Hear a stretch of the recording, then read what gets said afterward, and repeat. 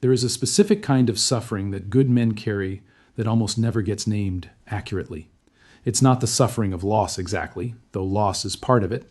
It's not the suffering of rejection, though rejection triggers it. It's the suffering of a man whose entire internal state, his peace, his sense of worth, his capacity to function well and feel whole, has become dependent on outcomes he cannot control. Whether she responds the way he hoped, whether the relationship develops the way he imagined, whether the people he invested in return what he gave, whether the things he built and offered and poured himself into produce the results he needed them to produce. This man is not weak, he's not neurotic. He's not damaged in any simple sense. He's genuinely caring, genuinely invested, genuinely present in the things and people that matter to him, but his caring has a grip on it, a need attached to it, a requirement that what he gives produces a specific return, that what he builds lands in a specific way, that what he feels is reciprocated in a specific measure. And that grip, that invisible requirement attached to everything he gives, is what makes him suffer. Not the giving itself, the needing the outcome to match the investment. This is what attachment actually is in the psychological sense. Not love, not care, not genuine investment in something or someone outside yourself. Attachment is the specific condition where your internal peace has been handed over to an external outcome, where how you feel about yourself and your life depends not on who you are and how you live, but on whether the world and the people in it respond to you in the way you need them to. And here is what most men don't understand about this until they've suffered inside it long enough. Attachment doesn't protect what you love. It distorts it. It makes genuine connection harder rather than easier. And it makes you, the man at the center of it, progressively less free, less present, and less capable of the very love and engagement you're trying to give. This is Mr. Eugene, and today we're having a different kind of conversation.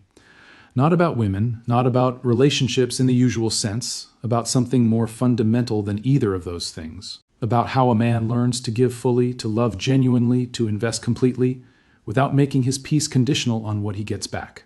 About what changes when a man develops this capacity. And about why this might be the single most important psychological shift available to a mature man who wants to live well for whatever time he has remaining.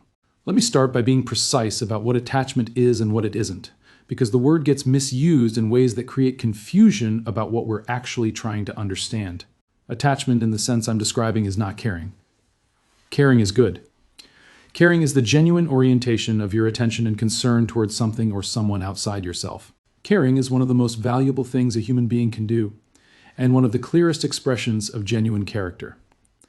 Attachment is something different. Attachment is caring plus a requirement. It's the invisible condition appended to the giving. I give this, and I need this specific thing to come back. I invest here, and I require this specific return. I love this person, and I need them to love me back in this specific way for this specific duration in order for my internal state to remain stable. The requirement is what creates the suffering, not the caring.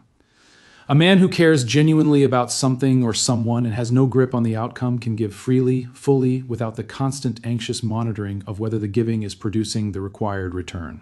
He can be present in the giving itself, rather than perpetually oriented toward what comes back from it. A man who cares with attachment cannot do this. He's always watching, always calculating, always measuring what he's receiving against what he gave, always adjusting his internal state based on the ongoing assessment of whether the outcome is tracking toward what he needs. This is exhausting. It's also ultimately corrosive to the very things he's trying to protect through the attachment. Let me explain why, because this is the part that most men find genuinely surprising when they first encounter it clearly. Attachment feels like love. It feels like deep investment, like caring so much that the outcome matters enormously. Like the intensity of what you feel for someone or something is evidence of how much you love it. But attachment and love are not the same experience, even though they feel similar from the inside. And the difference between them produces radically different outcomes in how they operate. Genuine love, love without the grip of attachment, is primarily oriented toward the object of love, toward the person or thing itself, toward their well-being, their flourishing, their experience. A man who loves without attachment is thinking about what's good for what he loves. His orientation is outward. His investment is in the other, not in the return. Attachment is primarily oriented toward the self, toward what the object of attachment provides to the man who's attached, toward how the person or thing makes him feel, whether they're giving him what he needs, whether his internal state is being managed by the outcome he requires. This self-orientation, however unconsciously it operates, is felt by the people around him. It creates a specific and recognizable pressure in his relationships. Not the pressure of someone who demands things explicitly, the subtler, more insidious pressure of someone whose emotional state is visibly dependent on how you respond to them, whose peace you are being held responsible for, whose well-being requires that you show up in a specific way consistently. This pressure, felt but often not named, is one of the things that drives people away from men with strong attachment. Not the caring itself, the grip, the requirement, the sense of being needed in a way that feels like a weight rather than a gift. And the painful irony is that the man who is most attached is usually the man who is most desperately trying to hold on to connection. The attachment is his response to the fear of losing what matters to him. But the attachment itself, the grip he's applying to prevent loss, is often accelerating exactly the loss he fears. So what does it actually look like to love without attachment? And how does a man develop this capacity when attachment has been his default operating mode for most of his life? Let me start with the foundation, because without this, everything else is just technique applied on top of an unexamined problem. The foundation is this. A man who loves without attachment has built something genuine inside himself that doesn't depend on external outcomes to remain stable. He has an interior life, a sense of his own worth, a relationship with his own values and character that holds regardless of what the world gives back. This is not indifference. It's not emotional armoring. It's not the performance of not caring as a strategy to seem less needy. It's genuine sufficiency. The specific condition of a man who knows, from real experience rather than just intellectual belief, that his life has value and his existence has meaning independent of any particular person's response to him, any particular outcome's arrival, any particular investment's return. Without this foundation, loving without attachment is impossible. Because the attachment exists precisely to fill the gap where self-sufficiency should be.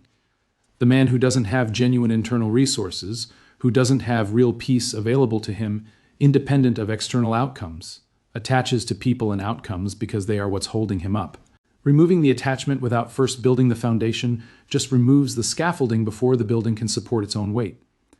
This is why the work of loving without attachment always begins inside the man himself rather than in his behavior toward others. It begins with the patient, honest, sometimes difficult construction of a life and a self that genuinely sustains him, that provides him with enough, not perfectly and not without longing, but genuinely enough that he doesn't need any specific person or outcome to complete him. For men over 50 who have done the work of building something real, who have developed genuine competence and genuine values and genuine sources of meaning in their lives, this foundation is often more available than they realize.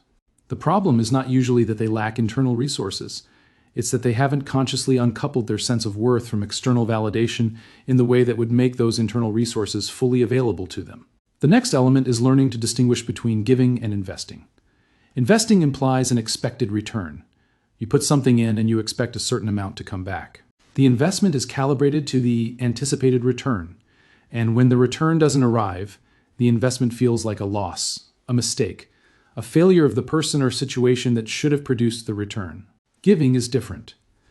Giving is the genuine offering of something from a place of genuine abundance, without a required return attached. You give because you have something to give. Because giving is an expression of who you are rather than a transaction designed to produce a specific outcome. Because the act of giving itself, the expression of genuine care or love or investment, is complete in itself regardless of what comes back. A man who gives in this sense can give to people who don't reciprocate without experiencing it as a loss, can invest care and attention and love into things that don't produce visible returns without experiencing it as a failure, can be genuinely generous without keeping a running account of what he's owed. This sounds simple. It's not. Most men have been giving with the invisible expectation of return for so long that they don't even recognize the expectation is there. It feels like giving. It operates like giving in many ways, but somewhere underneath the generosity is the requirement, the thing he needs back that makes the giving feel safe rather than risky. The practice of distinguishing between these two things, of noticing when the expectation is present and examining it honestly, is one of the most valuable psychological practices a mature man can develop. Not to eliminate all expectation of reciprocity, which is neither realistic nor healthy in genuine partnership. But to become conscious of when the expectation is healthy and when it has crossed into the territory of attachment, where his peace has been made conditional on the return. The third element is developing what I would call genuine presence without forward orientation. Most men who struggle with attachment are perpetually oriented toward the future outcome. Their attention is not in the present moment, in the actual experience of what they're in, but out ahead of it, calculating, assessing, worrying about where this is going, and whether it will arrive where he needs it to arrive. This forward orientation is one of the clearest signs of attachment operating. The man who is genuinely present, who is fully in the actual experience of what he's in rather than managing the potential future outcome, is much less attached. Because attachment lives in the future, in the gap between what is and what he needs it to become. Presence is the antidote to this specific form of suffering. Not presence as a technique or a practice borrowed from mindfulness instruction. Presence as the natural consequence of a man who has enough going on in his own life, enough genuine meaning and engagement and interest that he doesn't need to live mentally ahead of each experience managing its trajectory. The man whose life is full in its own right brings that fullness to every interaction. He's here, actually here, not calculating, not monitoring, not managing the outcome, just present in what's actually happening, which is, almost always, more than enough if you're actually in it. And here is what this produces in practice, because the practical consequences of this shift are worth naming clearly. A man who loves without attachment becomes genuinely more attractive in every sense of that word. Not primarily in the romantic sense, though that's part of it. More attractive as a person, more compelling to be around, more worthy of genuine engagement from the people in his life, because the people around him stop feeling the grip. Stop feeling the invisible pressure of his peace being held hostage to their behavior. Stop feeling the weight of being needed in a specific way as a condition of his equanimity, and in its place they feel something rarer and considerably more valuable. Genuine freedom in his presence. The specific ease of being around someone who genuinely enjoys you and genuinely gives to you without requiring anything specific in return. Who is present with you fully without monitoring whether you're giving back the right amount. This ease, this freedom, is what people are drawn to. Not neediness disguised as devotion. Not the intense consuming attention of a man who has attached his entire peace to you, but the warm, generous, completely ungrasping presence of someone who has enough inside himself that he can give freely without the giving costing him his stability. People want to be around this man, want to give to this man, want to stay in his orbit, not because he's holding them there, but because being there feels genuinely good. There's no grip to push against, no requirement to resent, just the particular pleasure of someone who is fully present and genuinely generous with no strings attached. This is what loving without attachment actually produces. Not distance, not emotional unavailability dressed up as wisdom. The opposite. A deeper, freer, more genuine form of connection than most men have ever experienced, made possible precisely because the need for a specific outcome is no longer in the room. Let me say something about loss, because any honest conversation about attachment has to address this directly. The fear underneath most attachment is the fear of loss. The man who grips is gripping because he's afraid of what happens if he lets go. Afraid that without the grip, without the monitoring and managing and requiring, things will simply leave. That the people and experiences he values most will disappear if he stops holding on. This fear is understandable. It's human. And it's not entirely wrong. Some things do leave when you stop gripping them. But here is what the man who has genuinely developed this capacity discovers about loss that the attached man cannot yet access. Loss is survivable.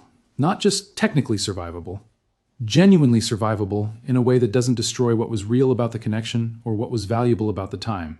The man who loved without attachment and lost something can grieve it cleanly, without the additional layer of suffering that comes from feeling betrayed by an outcome he required, without the self-blame of a man who feels he should have held tighter, without the bitterness of someone who gave with an expectation of return and found the return insufficient. He can be grateful for what was, genuinely grateful, not performing gratitude as a coping strategy, but actually feeling it, because what he had was real and complete in itself, regardless of how long it lasted or how it ended. And he can continue forward into the next thing with the same openness and generosity he brought to what came before, because the loss didn't teach him that giving is dangerous. It taught him that giving is its own completion, independent of the duration or the return. This is the freedom that loving without attachment ultimately produces. Not freedom from caring, or freedom from loss, or freedom from the genuine pain that comes with both. Freedom to care fully and lose cleanly and continue forward without being destroyed by either. That freedom, built patiently and honestly over the second half of a man's life, is one of the most valuable things he can develop. Not for what it produces in his relationships with others, though it produces much, for what it makes of him. For the quality of presence and peace it gives him access to. For the way it allows him to be fully alive in whatever time he has remaining without spending that time in the anxious grip of outcomes he cannot control.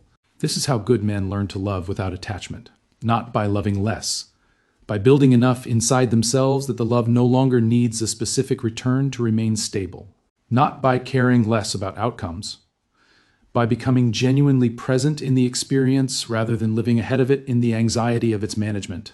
The grip loosens not when you force it to, when there's finally enough inside you that you no longer need it to hold you up. Men, where in your life right now is your peace being held hostage to an outcome you cannot control? And what would it feel like to give fully in that area without needing a specific thing to come back? Subscribe for the conversations that help good men build the kind of interior life that makes genuine freedom possible.